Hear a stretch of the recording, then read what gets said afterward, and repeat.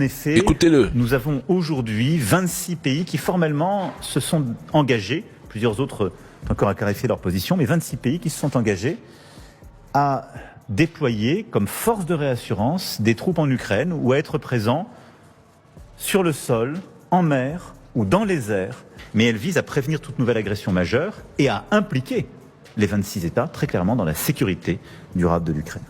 On ne connaît pas le bilan précis de cette guerre, mais on sait que la Russie a perdu dans son dessein plus d'1 million de soldats tués ou blessés pour conquérir moins d'1% du territoire ukrainien depuis novembre 2022. Si la Russie a perdu 1 million de soldats pour conquérir moins d'1% du territoire ukrainien en 3 ans, pourquoi l'Occident mobilise-t-il autant de ressources pour contenir Moscou? Pourquoi imposer 18 paquets de sanctions pour frapper durement l'économie mondiale si ce pays est à ce point affaibli? Pourquoi supplier la Chine de cesser ses achats de pétrole russe, comme si la seule peur d'un rapprochement sino-russe pouvait changer le cours de la guerre? Pourquoi réclamer sans cesse des garanties de sécurité pour l'Ukraine pour dissuader un pays qui a conquis 1% du territoire? Pourquoi supplier les États-Unis d'intervenir en soutenant l'Ukraine?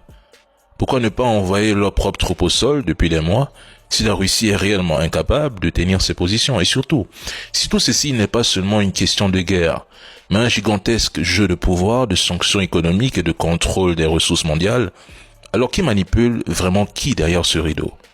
26 pays dont plusieurs membres de l'OTAN sont engagés à déployer comme force de réassurance des troupes en Ukraine sur le sol, en air et en mer. En gros, dans leur imagination, si la Russie attaque, c'est la guerre totale. Mais pourquoi le faire si la Russie n'arrive même pas à conquérir 2% du territoire ukrainien?